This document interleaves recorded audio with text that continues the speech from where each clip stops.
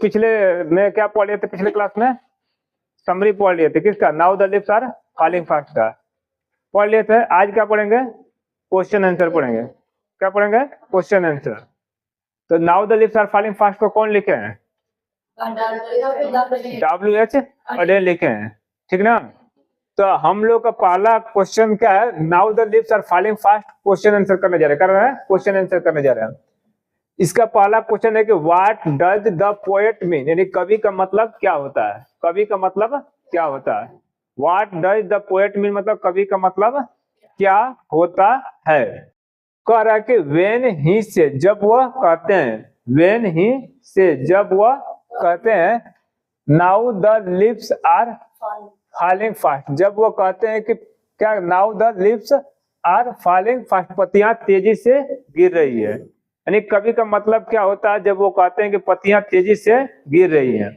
तो ये तुम लोग बता सकते हो, पढ़ाया गया तो now the leaves are falling fast कवि क्यों कह रहे हैं कि पत्तियां तेजी से गिर रही हैं, नहीं जानते हो। चलो पहले ऐसे देख लेते हैं क्या कह रहा है। द पोएट मीन्स, कवि का मतलब होता है, क्या कहता है, कवि का मतलब होता है, मीन्स मतलब होता है, क्या कहता है मतलब, दैट मतलब कि the lips of the trees, कह रहा the lips of the tree मतलब पेड़ के पत्ते, उल्टा पड़ेगा ना प्रीपोजिशन है तब।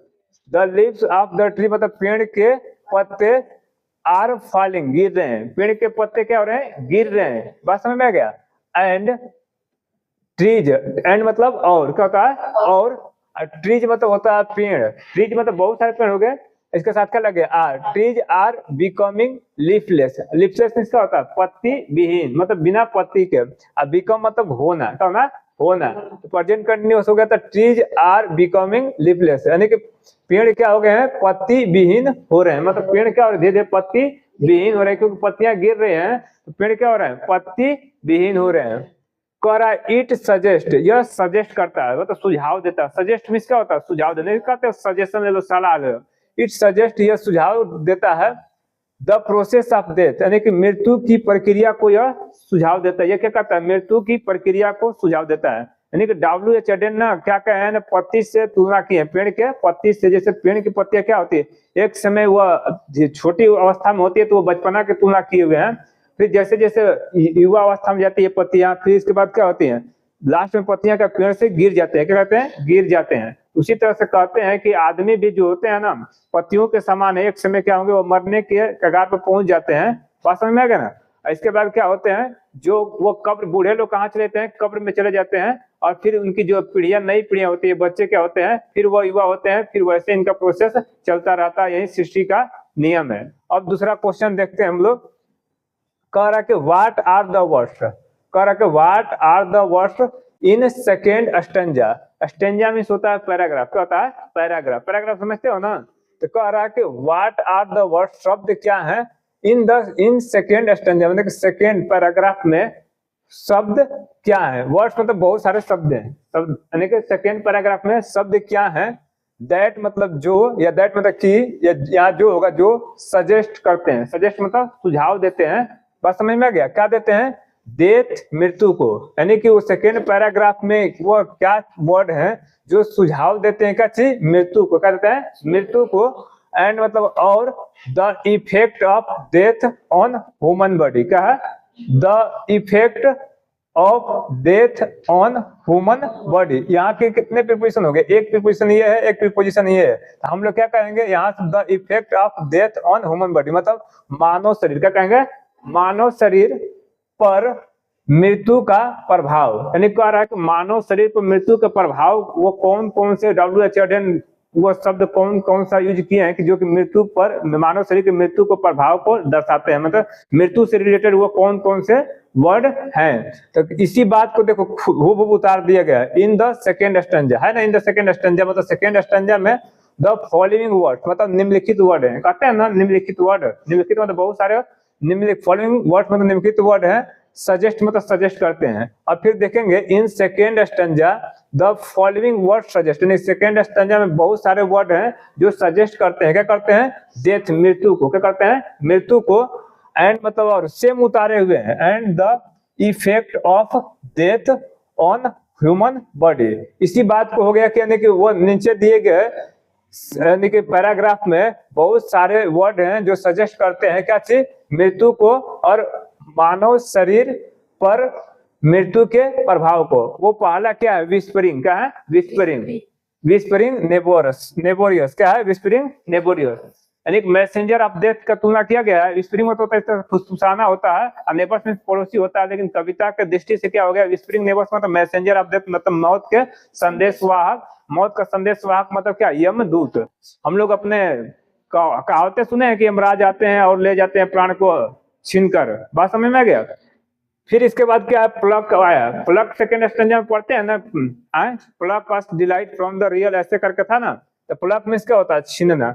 यह भी क्या प्राण के सेंस में आया है, ठीक ना। अब फ्रीज मतलब जमना, मतलब फ्रीज मतलब हम क्या होते हैं, एक समय आता है कि हमारा हाथ पांव सब काम करना बंद कर देता है। यह भी क्या है, इसी से रिलेट कर रहा है, क्या डेथ से ही कर रहा है, और मानव शरीर के प्रभाव पर वर्णन कर रहा है। तो मानव शरीर कैसा हो जाता है, एक समय आता है कि वह क्या कहता है, काम करना बिल्कुल बंद कर देता है। बात समझ में। तो effect on death on human body पे कर रहा है कि नहीं कर रहा है, कर रहा है ना। अब देखो तीसरा कह रहा है कि how do we complete our last journey. Journey means होता है यात्रा, क्या होता है, यात्रा। कह रहा है कि how do we complete our last journey to the grave, यानी कि हम लोग, कह रहा है कि हम लोग कैसे कंप्लीट करते हैं अपना लास्ट जर्नी, मतलब अपना सबसे लास्ट जो अंतिम यात्रा कैसे करते हैं, टू द ग्रेव मतलब कब्र के लिए, यानी कब्र के लिए, कब्र में कब हम लोग लास्ट जर्नी करते हैं। तो कह रहा है कि व्हेन अ मैन डाई, जब आदमी मरता है।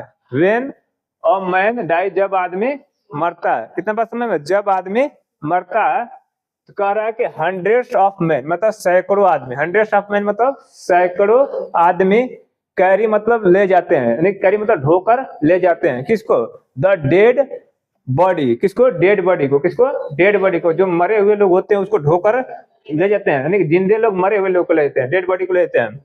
इन अ वुडन कॉफिन, किसमें, वुडन कॉफिन मतलब लकड़ी के ताबूत में। कॉफिन में तो क्या होता है, ताबूत, ताबूत समझते हो ना, हम लोग के यहाँ टिकटी बोलते हैं। ताबूत मतलब चारों ओर से घेर कर, जैसे फौजी शहीद होते हैं देखते हैं उनको ताबूत में बंद कर लेकर जाता है बर्फ डालकर। तो यूरोप वाले देशों में ऐसे टिकटी नहीं होता है, वहां पर क्या ताबूत में रहते थे। A wooden coffin to the grave, कहाँ ले जाता है, ग्रेव की ओर ले जाता है। जैसे I am going to Patna, मैं पटना जा रहा हूँ, होता है ना। उसी तरह से क्या, टू द ग्रेव कहाँ ले जाता है, ग्रेव, कब्र में ले जाता है। कहाँ पे, कब्र में। फिर बताते हैं, कह रहा है कि व्हेन अ मैन डाई, जब आदमी मरते हैं। हंड्रेड्स ऑफ द मैन मतलब सैकड़ों आदमी कैरी ढोते हैं डेड बॉडी को, शरीर को, इन अ वुडन कॉफिन मतलब लकड़ी के ताबूत में। किसमें करते हैं, लकड़ी के ताबूत में। इसके बाद कह रहा है टू ग्रेव, यानी क्या लेते हैं, ग्रेव में ले जाते हैं। कहा लेते हैं, टू मतलब ग्रेव में। जैसे मैं स्कूल जा रहा हूँ, गोइंग टू स्कूल होता है ना, तो कहाँ लेते हैं, ग्रेव की ओर ले जाते हैं। कहा लेते हैं, ग्रेव मतलब कब्र की ओर ले जाते हैं। This is our last journey, हमारा क्या है, लास्ट जर्नी, हमारा क्या है, लास्ट यात्रा है। क्या है, लास्ट यात्रा। मतलब क्या कहा कि how do you complete our last journey to the grave, हम लोग अपनी लास्ट जर्नी, अपनी लास्ट यात्रा, अपनी मृत्यु को कैसे कब्र की ओर करते हैं। बात समझ में आएगा। तो व्हेन अ मैन डाई, जब आदमी मर जाता है, तो hundred of man carry the dead body in a wooden coffin to the grave, this is our last journey. इतना बात समझ में आ गया। अब देखो फिर यहाँ कह रहा है कि व्हाट डू ट्रोल्स, यानी कि ट्रोल्स क्या करते हैं। इतना बात समझ में आ गया। What do trolls, do trolls क्या करते हैं इन द लीफलेस वुड, मतलब लीफलेस मींस क्या होता है, पत्ती विहीन, और में क्या होता है, जंगल, यानी कि पत्ती विहीन जंगल में ट्रोल्स क्या करते हैं। तो कह रहा है कि ट्रोल्स रन, ट्रोल्स क्या करते हैं, दौड़ते हैं। क्या करते हैं, दौड़ते हैं। इन सर्च ऑफ फूड, भोजन की तलाश में। इन सर्च ऑफ फूड मतलब, फूड मतलब भोजन, क्या होता है, भोजन। ऑफ मीन्स के लिए, बस में सर्च मतलब तलाश, यानी कि भोजन के तलाश में। फूड मतलब भोजन, ऑफ मीन्स के, सर्च मतलब तलाश, इन मतलब में। ट्रोल्स दौड़ते हैं या चलते हैं, रन मीन्स चलना भी होता है, या भागते हैं, किसमें, भोजन की तलाश में। इतना बात समझ में आ गया। अब क्या करते हैं, इन द लीफलेस वुड, किसमें चलते हैं, पत्ती विहीन जंगल में, यानी जो बिना पत्ती के जंगल हो गया, उस पे खाने पीने का ट्रोल्स को नहीं मिल रहा है, वो क्या कर रहे हैं, उसी पत्ती में क्या कर रहे हैं, उसी जंगल में क्या कर रहे हैं, भोजन की तलाश में क्या कर रहे हैं, दौड़ते हैं। क्या करते हैं, दौड़ते हैं। दे सर्च, वे लोग सर्च करते हैं भोजन फॉर सर्वाइवल, सर्वाइवल मतलब जिंदा रहने के लिए। वो भोजन को क्या करते हैं, खोजते हैं, क्या करते हैं, वे लोग सर्च खोजते हैं भोजन फॉर सर्वाइवल, जिंदा रहने के लिए। यानी कि वो भोजन को खोजते हैं क्या चीज, जिंदा रहने के लिए। यानी कि वे लोग सर्च करते हैं जीने के लिए क्या चीज, भोजन। वे लोग ना जीने के लिए, कह रहा है कि वे लोग जीने के लिए, सर्वाइवल होने के लिए क्या खोजते हैं, भोजन को सर्च करते हैं। बात समझ में आ गया कि नहीं आ गया? ट्रोल्स का क्या काम है था, ट्रोल्स जंगल पत्ती विहीन हो गया, क्या हो गया, पत्ती विहीन हो गया।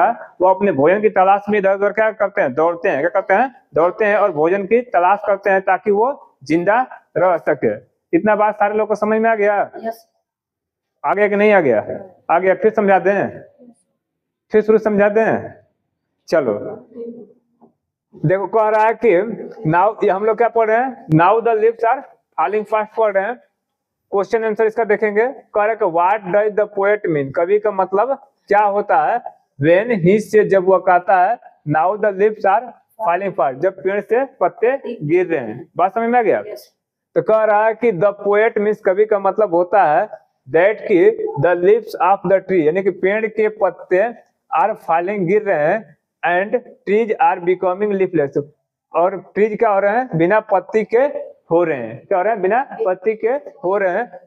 इट सजेस्ट, यह सजेस्ट करता है द प्रोसेस ऑफ डेथ, यानी मृत्यु की प्रक्रिया को क्या करता है, सजेस्ट करता है। अब दूसरा क्वेश्चन है कि व्हाट आर द वर्ड, शब्द क्या है, शब्द क्या है, शब्दों क्या है इन सेकेंड स्टैंजा, दूसरे पैराग्राफ में शब्द क्या है, दैट जो सजेस्ट करता है, सलाह देता है या सुझाव देता है मृत्यु को, and the effect of death on human body, यानी कि मानव शरीर पर मृत्यु के प्रभाव को जो कि सजेस्ट करता है। वह सेकेंड पैराग्राफ में क्या वर्ड है जो कि यह वर्णन करता है। कह रहा है कि in the second stanza, second stanza में द फॉलोइंग वर्ड, निम्नलिखित वर्ड है सजेस्ट करते हैं, सजेस्ट करते हैं डेथ, मृत्यु को, and effect of death on human body, यानी कि मानव शरीर पर मृत्यु के प्रभाव को। पहला है विस्परिंग का, विस्परिंग नेबुलस मतलब यमदूत, क्या कहते हैं, यमदूत या मैसेंजर ऑफ डेथ जिसको बोलते हैं। इसके बाद प्लक है, क्या है, प्लक। इसके बाद एंड है,